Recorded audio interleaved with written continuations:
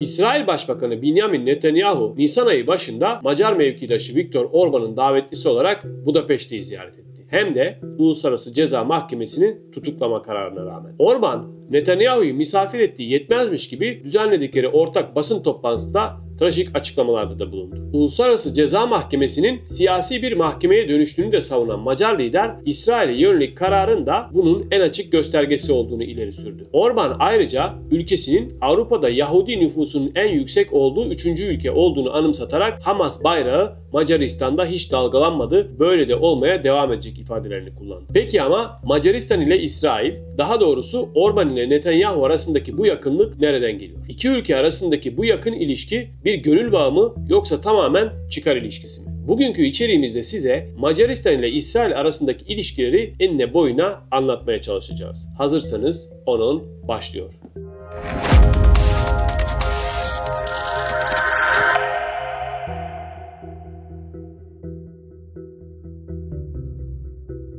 İki ülke arasındaki ilişkilerin tarihine geçmeden önce İsrail Başbakanı Netanyahu'nun son Macaristan ziyaretine bir bakalım. Macaristan Başbakanı Orban, daha geçen yılın Kasım ayında Netanyahu'yu ülkesine davet edeceğini ve Uluslararası Ceza Mahkemesi'nin kararının Macaristan'da hiçbir etkisinin olmadığını söylemişti. Uluslararası Ceza Mahkemesi 21 Kasım 2024'te açıkladığı kararda Gazze'de işlenen savaş suçları ve insanlığa karşı suçlardan ötürü İsrail Başbakanı Netanyahu ve eski Savunma Bakanı Yoav Gallant hakkında tutuklama emri çıkardığını duyurmuştu. Tepkilere neden olan Netanyahu ziyareti nitekim Nisan ayı başında gerçekleşti. İsrail Başbakanı tam 4 gün süren Budapeşte ziyareti kapsamında mevkidaşı Orban ile görüştü. Orban, göreve başladığı ilk yıllarda Macaristan'ın Uluslararası Ceza Mahkemesi'ne katılma kararını imzaladığını anımsatırken bugün de ayrılmak için yine bu kararın altına imzasını koyduğunu söyledi. Macaristan, Netanyahu'nun ziyaretinin ilk gününde Uluslararası Ceza Mahkemesi'nden ayrılma kararı alarak mahkemeden ayrılan ilk AB üyesi ülke oldu. Orban, Uluslararası Ceza Mahkemesi'nin siyasi bir mahkemeye dönüştüğünü ileri sürerken Netanyahu ise mahkemeyi çürümüş bir yapı olarak nitelendirdi. Orban, Avrupa'da Yahudi nüfusunun en yüksek olduğu 3. ülkenin Macaristan olduğunu söylerken Netanyahu da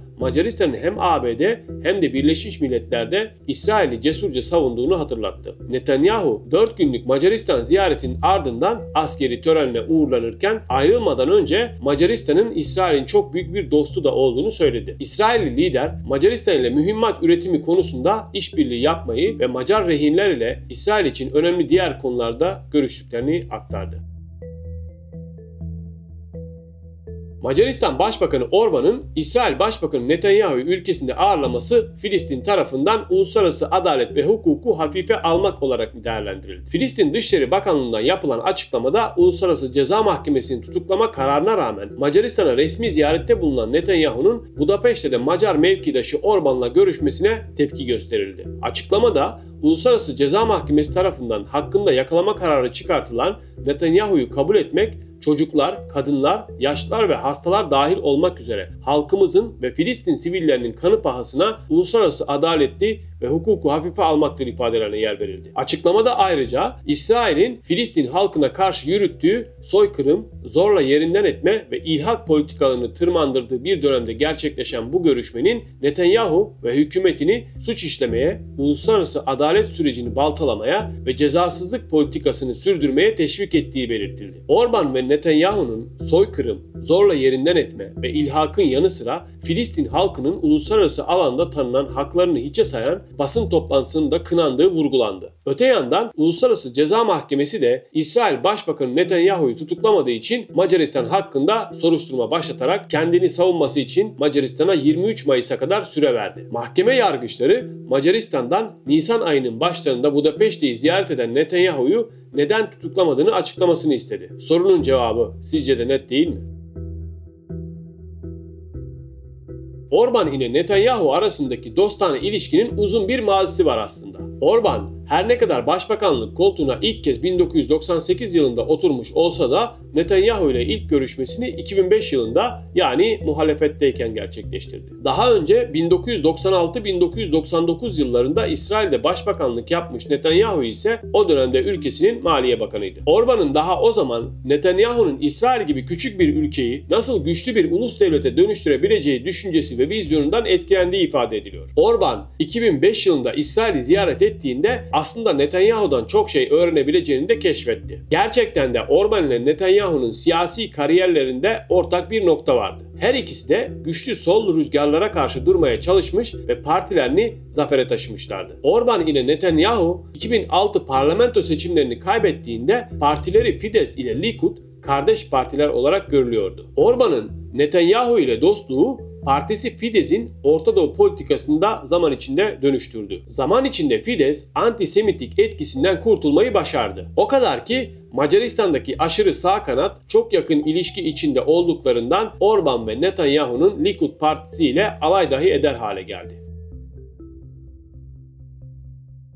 Orban 2010 yılında Macaristan'da yeniden iktidara geldiğinden bu yana Netanyahu ile verimli bir siyasi ortaklık kurmayı başardı. Orban sistemli bir şekilde liberal olmayan bir devlet inşa etmeye başlarken bu da onu AB içinde her geçen gün artan bir çatışma içine soktu. Orban liderliğindeki Macaristan, İsrail'e yönelik jestlerini zaman içinde arttırdı. Mesela Filistin meselesini bir kenara iterek dengeli Orta Doğu politikasını rafa kaldırdı. O kadar ki AB içinde İsrail'e karşı ya da Filistin yanlısı olduğuna inandığı her şeyi engellemeye çalıştı. Orban ile Netanyahu son yıllarda karşılıklı olarak birbirlerine destekte oldu. Mesela Orban, Netanyahu'nun Visegrad grubundaki diğer ülkeleri, özellikle de Polonya'yı İsrail'in müttefiki haline getirmesine yardımcı oldu. Çekya ve Slovakya'da dahil Visegrad grubunun tamamı artık İsrail yanlısı olarak kabul edilebilir. Orban, Avrupa'da Netanyahu'ya yardım ederken İsrailli lider de Fidesz'in ABD'de İsrail'e yakın Cumhuriyetçi Parti'nin sağ kanadıyla bağlantı kurması için çalıştı. Netanyahu, Donald Trump ve Orban'ın bir araya gelmesinde de etkili oldu. Orban için ABD'deki ilişkilerinin en azından Cumhuriyetçiler tarafından kabul edilebilir olması hayati önem taşıyordu.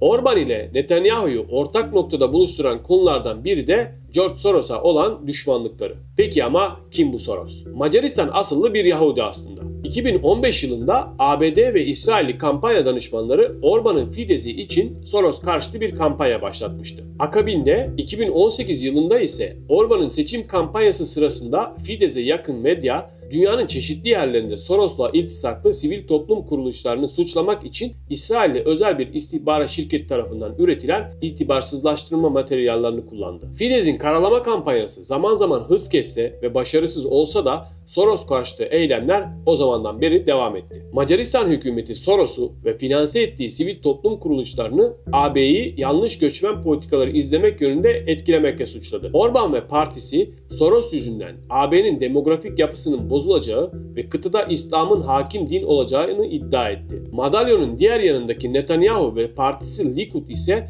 Soros'un dolaylı şekilde Filistin yanlısı örgütlere finansman sağladığını savunuyor ve Soros'u antisemitist olmakla suçluyor. Kağıt üstünde aşırı sağcı Hristiyan bir Avrupalı'nın İsrail'e neredeyse koşulsuz destek veriyor olması bir paradoks gibi görünebilir. Ancak Avrupa'da aşırı sağın DNA'sı mutasyona uğradı ve Yahudi nefreti Müslüman nefretine dönüştü. Fidesz ile Likud ideolojik düzlemde benzer iki yapı aslında. Orban ile Netanyahu'nun uzun yıllar öncesine dayanan dostluğunun çimentosu da işte bu ideolojik benzerlik. Macaristan son yıllarda AB içinde İsrail'in en güçlü savunucularından biri haline geldi ve özellikle Orban iktidarı döneminde İsrail'in uluslararası platformlarındaki yalnızlığını kırmak adına önemli adımlar attı. Macaristan, AB içindeki oylamalarda İsrail'i eleştiren ya da kınayan ortak bildirilerin çıkmasını çoğu zaman engelledi ya da çıkmaza soktu. Her ne kadar Kudüs'ü İsrail'in başkenti olarak resmen tanımasa da Macaristan Kudüs'te bir diplomatik ticaret ofisi açarak AB'nin genel çizgisine aykırı bir adım attı. Macarların AB içinde İran ile ilişkilerin yumuşatılmasına yönelik eleştirel bir çizgide durması da Netanyahu iktidarı tarafından olumlu karşılanıyor. Orban, İsrail'in ulusal egemenlik, sınır güvenliği güvenliği ve göç karşıtlığı politikalarını Avrupa'da meşrulaştıran söylemleri de sıkça kullanıyor. Macaristan hem siyasi hem de sembolik düzeyde İsrail'in AB içindeki en sağlam müttefiklerinin başında yer alıyor. Macaristan ile İsrail arasındaki ilişkiler sadece siyasette değil, ekonomide de hızla güç kazanıyor. Peki ama iki ülke arasındaki ekonomik bağlar tam olarak hangi alanlarda öne çıkıyor? Son yıllarda teknoloji, savunma sanayi, tarım ve inovasyon gibi sektörlerde gelişen işbirliği son derece dikkat çekici. İsrail'in ileri teknoloji şirketleri Macaristan'dan hem üretim hem de Ar-Ge yatırımları gerçekleştiriyor. Macaristan hükümeti bu yatırımları desteklemek için İsrail'e ortak teknoloji forumları dahi düzenliyor. İki ülke arasındaki savunma sanayi işbirliği de çok önemli. Macaristan, İsrail'den radar sistemleri, insansız hava araçları ve gelişmiş savunma teknolojileri satın alıyor. Ayrıca tarımda da önemli bir ortaklık söz konusu. İsrail'in kuraklıkla mücadele için geliştirdiği tarım teknolojileri Macaristan'ın tarımsal üretiminde kullanılmaya başlandı bile. Kısacası Macaristan ile İsrail arasındaki ekonomik ilişkiler artık sadece ticarete dayalı değil, stratejik ve uzun vadeli bir ortaklığa da dönüşmüş durumda. Önümüzdeki yıllarda bu ortaklığın özellikle teknoloji ve savunma alanlarında da daha da derinleşmesi bekleniyor. İsrail'in Filistin'de gerçekleştirdiği soykırım, bitmek bilmeyen saldırıları ve insan hakları ihlalleri hiç şüphesiz son dönemde uluslararası siyasetin en tartışmalı konularından biri. Peki ama Avrupa Birliği içinde farklı bir tutum sergileyen Macaristan, Filistin meselesine nasıl yaklaşıyor? Orban-Netanyahu dostluğundan tahmin edeceğiniz üzere Macaristan son yıllarda İsrail'in Filistin politikalarını alenen destek veren birkaç Avrupa ülkesinden biri. Özellikle Birleşmiş Milletler oylamalarında İsrail'i eleştiren karar tasarılarına ya karşı oy kullanıyor ya da çekimsel kalıyor. Bu tavır Avrupa Birliği'nin genel olarak İsrail karşıtı görülen çizgisine de önemli bir meydan okuma anlamı taşıyor. Macaristan resmiyette iki devletli çözüm prensibini desteklediğini dile getirse de pratikte İsrail'in tek taraflı uygulamalarına karşı güçlü bir eleştiri getirmiyor. Mesela Kudüs'ün statüsü ya da Batı Şeria'daki yerleşim politikaları gibi hassas konularda Macaristan, İsrail'e karşı açık bir itirazda bulunmaktan kaçınıyor. Ayrıca Filistin'e yönelik doğrudan destek konusunda da Macaristan diğer AB ülkelerine kıyasla çok daha düşük profilde bir politika izliyor. Filistin'e ekonomik yardım ya da siyasi destek açıklamaları oldukça sınırlı. Özetleyecek olursak Macaristan, İsrail'in Filistin politikasına dolaylı ama istikrarlı bir destek sunuyor. Bu tutum hem Macaristan'ın İsrail'e yakınlaşmasını pekiştiriyor hem de Avrupa içindeki dengeleri etkiliyor.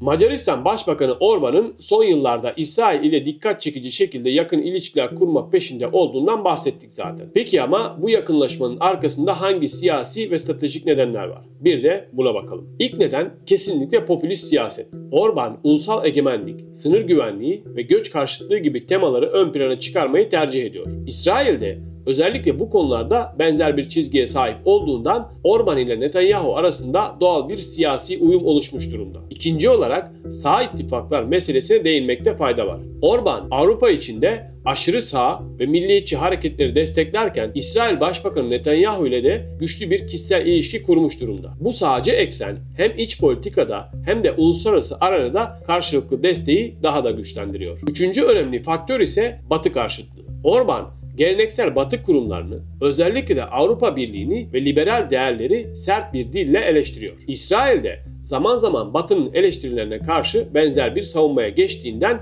iki ülke arasında bir tür dayanışma ruhu da oluşmuş durumda. Son olarak iki tarafında yeni müttefik arayışı var. Macaristan hem uluslararası arenada yalnızlaşmamak hem de AB içindeki eleştirilere karşı güçlü dış destekler yaratmak istiyor. İsrail ile kurduğu güçlü ilişki bu stratejinin önemli bir parçası. Kısacası Viktor Orban'ın İsrail ile yakınlaşmasını sadece dostluğa değil, ideolojik uyum, stratejik çıkarlar ve Batı'ya karşı alternatif bir güç ağı oluşturma çabasına da bağlamak mümkün.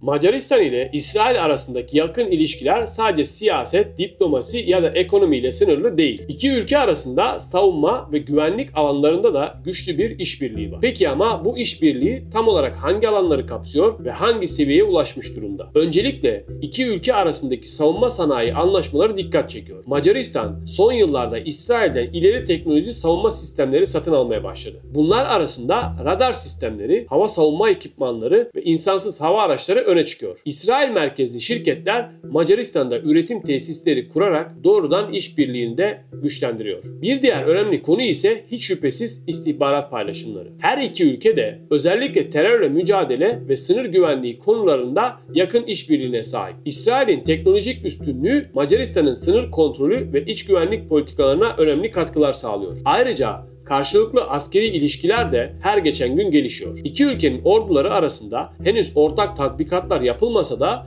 üst düzey askeri yetkililer düzenli olarak temas halinde. Savunma bakanlıkları arasındaki işbirliği özellikle güvenlik teknolojilerinin paylaşımı ve eğitimleri kapsıyor. Anlaşıldığı üzere Macaristan ile İsrail arasındaki savunma ve güvenlik işbirliği yalnızca alım-satım ilişkisi değil, aynı zamanda uzun vadeli stratejik ortaklık anlayışı üzerine kurulu. Önümüzdeki dönemde bu işbirliğinin daha da gelişmesi ve derinleşmesi bekleniyor. Gazetenin YouTube kanalını takip etmeyi ve içeriklerimizi beğenip yorum yapmayı unutmayın. Balkanlara dair yeni içeriklerde görüşmek üzere. İsrail Başbakanı Benjamin Netanyahu, Nisan ayı başında Macar mevkidaşı Viktor Orban'ın davetlisi olarak Budapeşte'yi ziyaret etti. Hem de Uluslararası Ceza Mahkemesi'nin tutuklama kararına rağmen. Orban, Netanyahu'yu misafir ettiği yetmezmiş gibi düzenledikleri ortak basın toplantısında trajik açıklamalarda da bulundu.